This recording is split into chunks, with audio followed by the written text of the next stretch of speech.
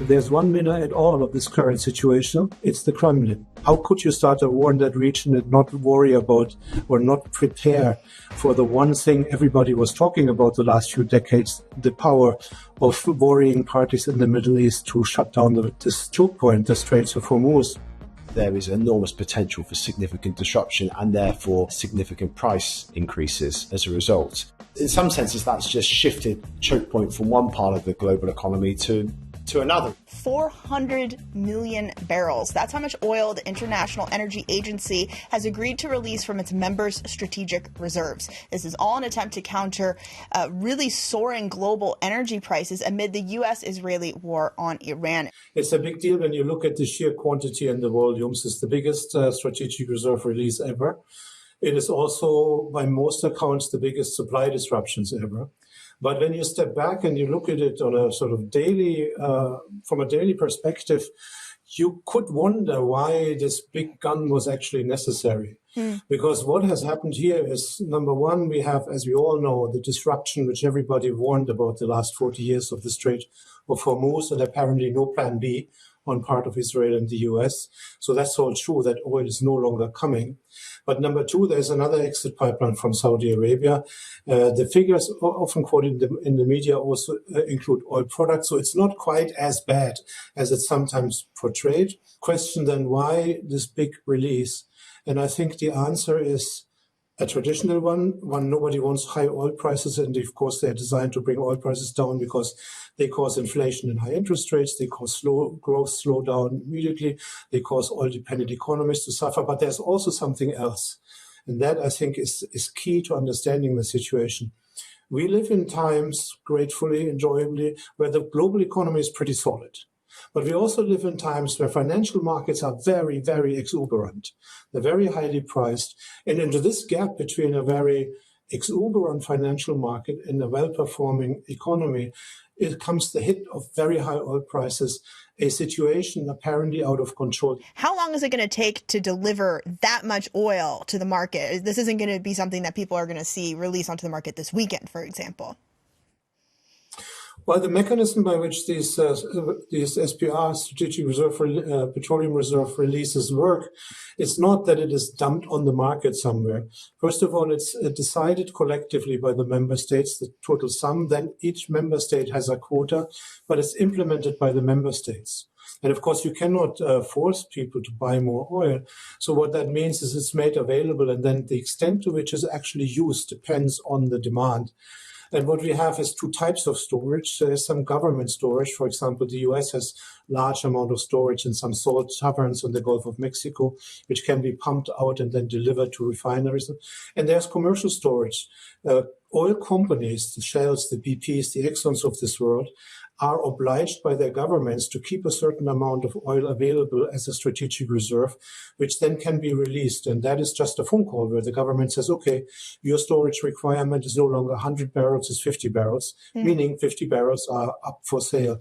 And so the extent to which those 400 barrels are actually incorporated into the market depend on the market situation. And right now, we have no shortages. We have no queues in front of gas stations, not even in South Korea or Taiwan or Japan, these very dependent economies.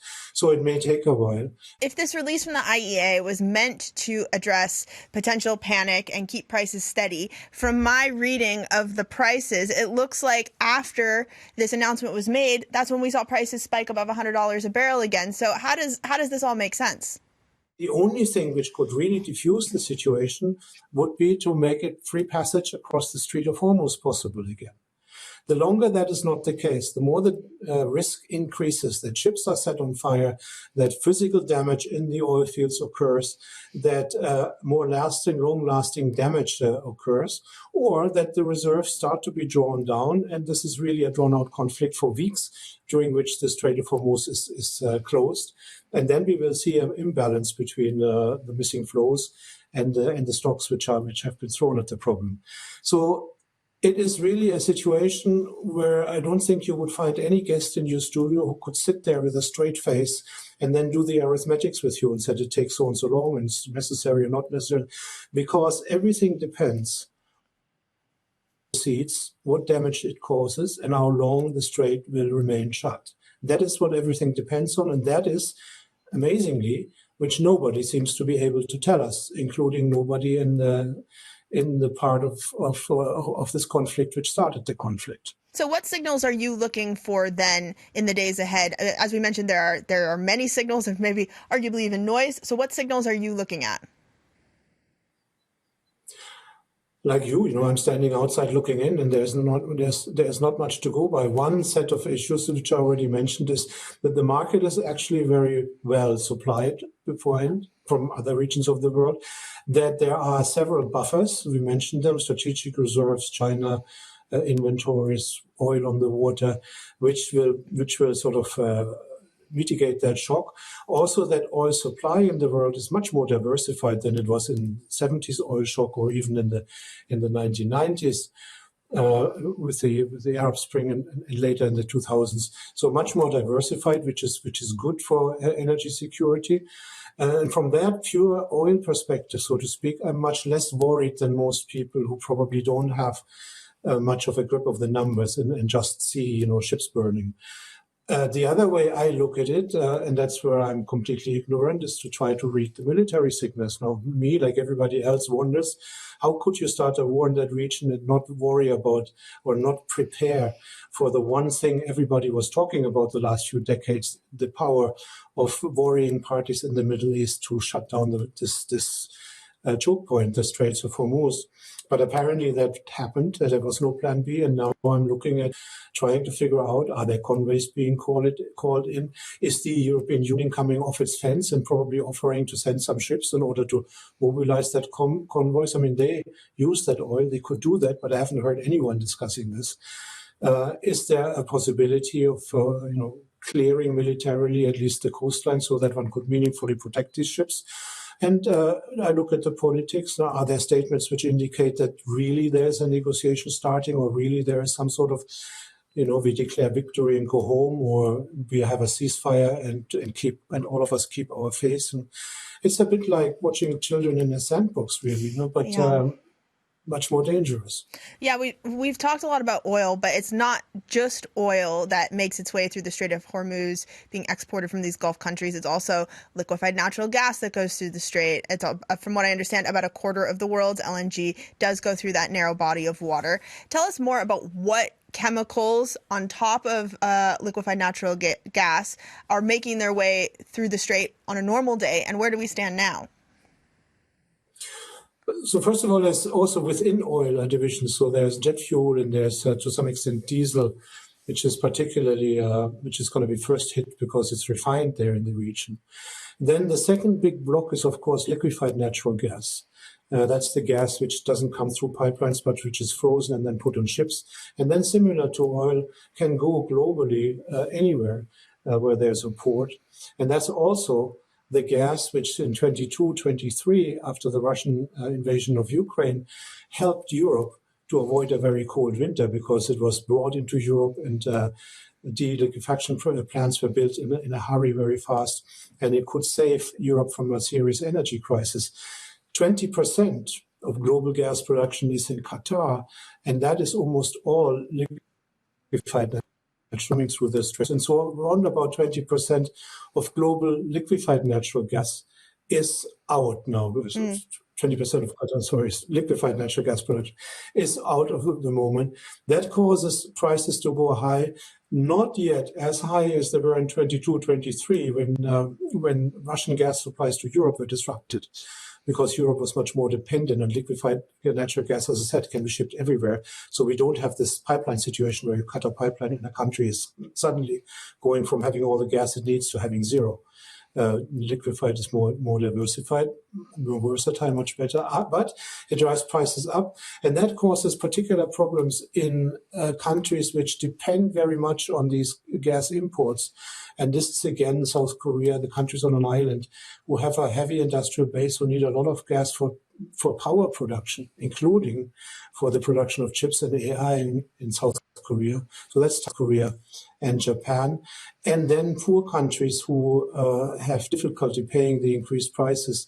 That's again Pakistan to some extent.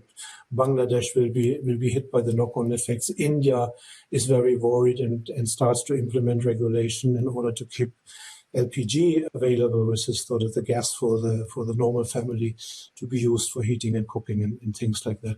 So the big shocks emanate in different ways through the system, and generally rich countries, well-diversified countries with a multitude of different fuel types, gas, coal, oil, are much better off than poor countries who have trouble paying a higher bill with a less diversified source of supplies, maybe because they're on islands. And where people really depend on some derivative products like LPG for their daily living.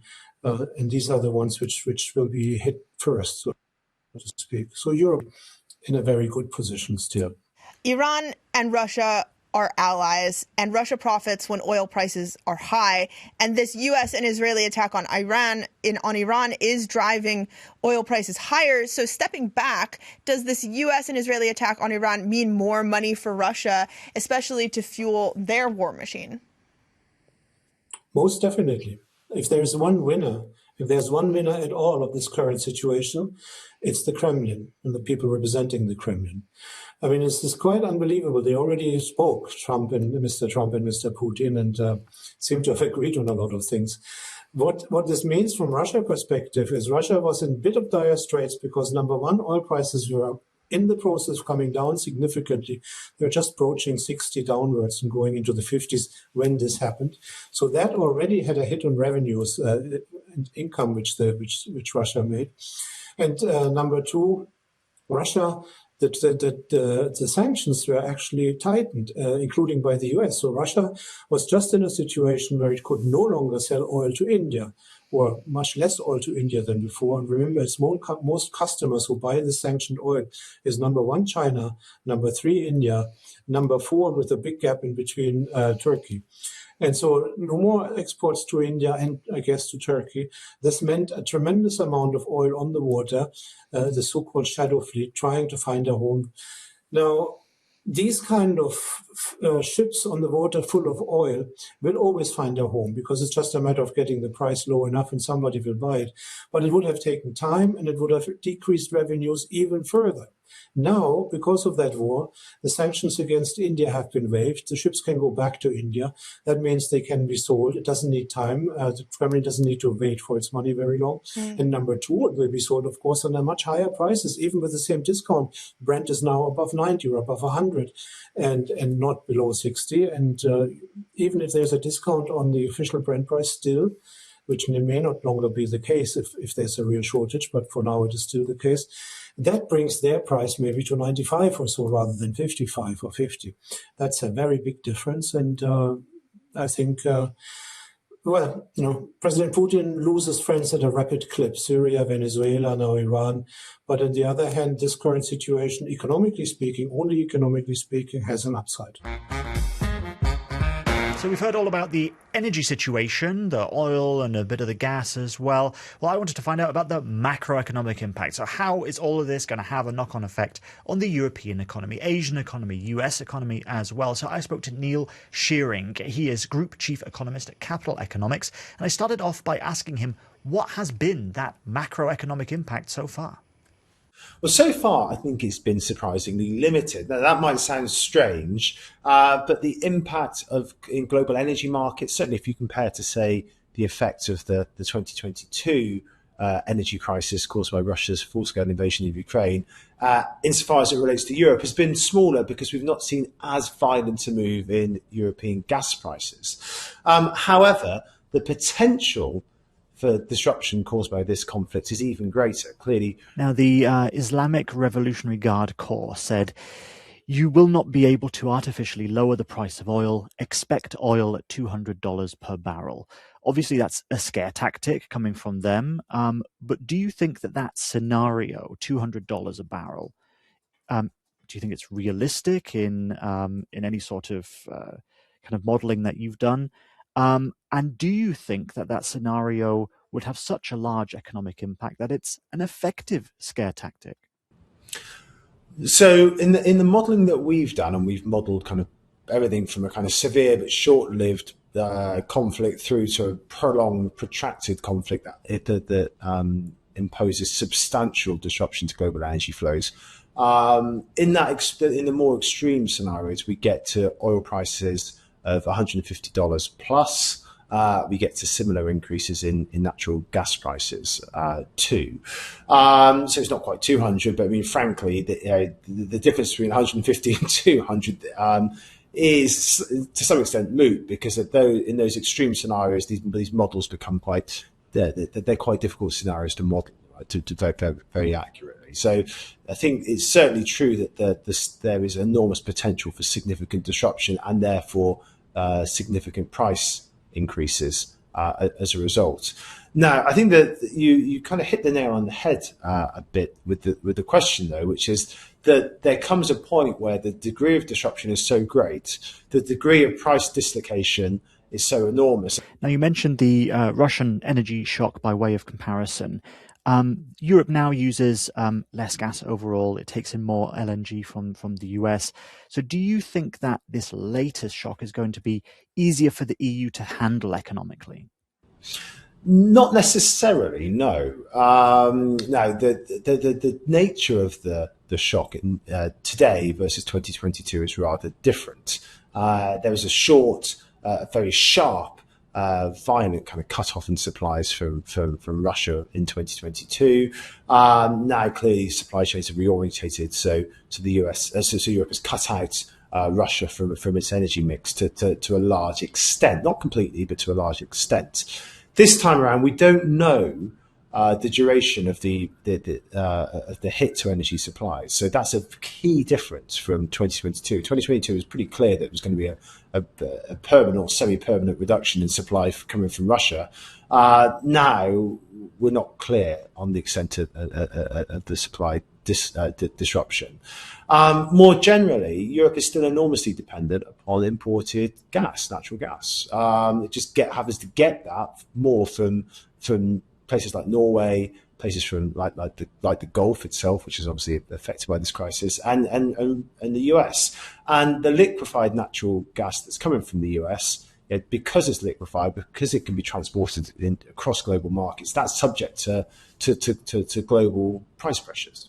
And so we've seen the price of that increase in recent weeks. So the Europe is not insulated from this as a result of the reorientation of supply chains in 2022. What this really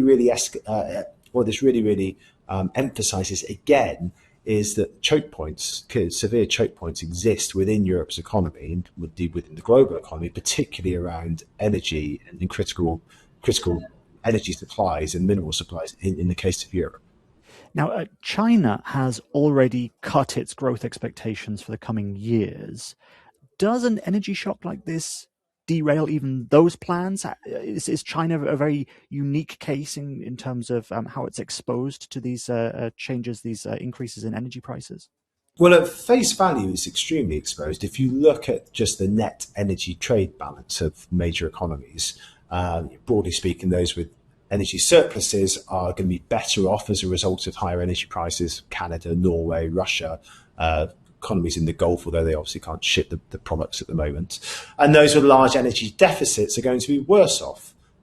Biggest energy deficits are principally in Asia. There's some in Europe, but they're mainly in Asia, Japan, Korea, India, and as you say, China. But China is slightly different in a number of important respects. One is that actually the energy intensivity of GDP in China is perhaps a bit lower than many people commonly assume, particularly when it comes to oil and gas. Still use a lot of coal and increasing amounts of green energy, solar power, and there's been a big shift away from ICE vehicles towards electric vehicles in recent years. So that helps to insulate China to some extent. And over the past 5 years, the leadership has been taking steps to build large amounts of energy storage, oil and gas in storage. So they have lots of stockpiles, and which they can now draw draw down. So slightly different situation playing out in China than in other economies. Looks exposed at face value and is exposed if this continues for a very long period of time. But there are a couple of factors that mitigate that exposure, help to cushion it and ameliorate it in the short term. How is the US exposed to the risk of this crisis in a different way than Europe and Asia, which we've mentioned already? Yeah, on the face of it, much less so. It has gone from one of the big shifts in the global economy over the past 15 years has been the transition of the US from being a net energy importer to being a small net energy exporter. Obviously, that reflects the massive development of shale oil in the US. Also shale gas, natural gas. So that has been a big shift, and that means that the US itself is less exposed in aggregate to these big energy shocks than was once the case. However, there will be distributional effects within that, and in particular, US households are going to be feeling, and indeed already are feeling, the effects of higher global oil prices when they fill up their cars at the pump. So there will be some losers as well as some winners in the US. It just so happens that those should, in aggregate, balance out over time, whereas in Europe and in Asia, there will be more losers than there will be winners. Hey YouTube, thanks for checking out this preview of our podcast, The Dip. And if you want more, then you can check out our playlist, which you should see on the side of your screen right now. And you can also scan the QR code that will appear on your screen at some point, or check the video description for a link that you can find wherever we have our podcast. And until next time, thank you very much for checking out The Dip.